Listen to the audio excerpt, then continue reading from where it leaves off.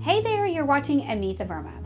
I hope you have been enjoying our floral centerpiece making tutorial series.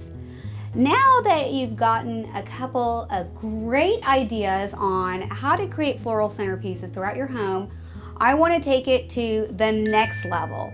So watch as I share two different techniques that I always fall back on whenever I'm working with large containers like this one. Now, if you're really unsure on what to do, the simplest way to work with a vase like this is to use all of the same. It's easy. I can just grab one style, one or two bunches, and really fill my vase and create a beautiful impact in just a few minutes. The hard way, which is really not that hard, is what I'm going to show you. I look for a couple of different categories to make creating floral arrangements super easy. One includes hydrangeas. This is a great option for when you're working with a vase with a large opening. If you don't like hydrangeas, you can look for a similar, fuller plant or flower to take up a lot of your real estate. I also like looking for a couple of complementary flowers to add in, things that are easy to grab because they're just in season and happen to be wherever I'm shopping. And then with all of my projects, I look for something that I call stems.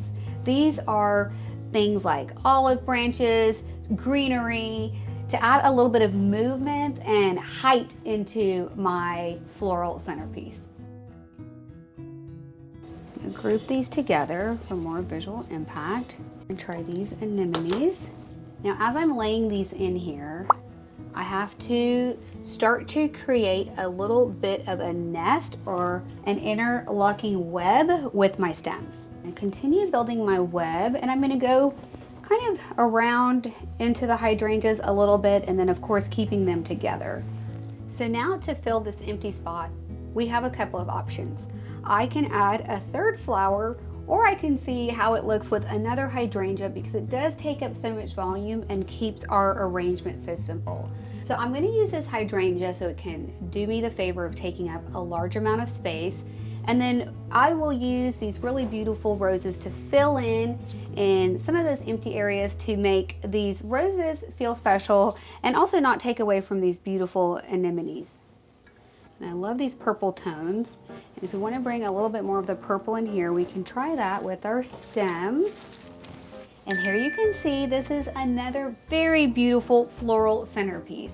I took my color cues from the room that I was working in and found all of these beautiful florals to go with that color scheme. The trick again to filling up a large container or vase like this is to find flowers or plants that take up a large amount of space.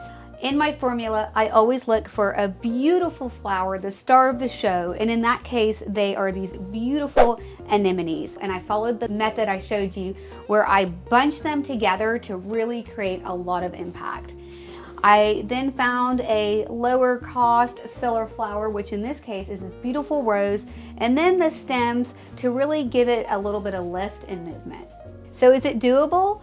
Leave a comment in the comment section and let me know. And if you have any questions, leave that in the comment section as well.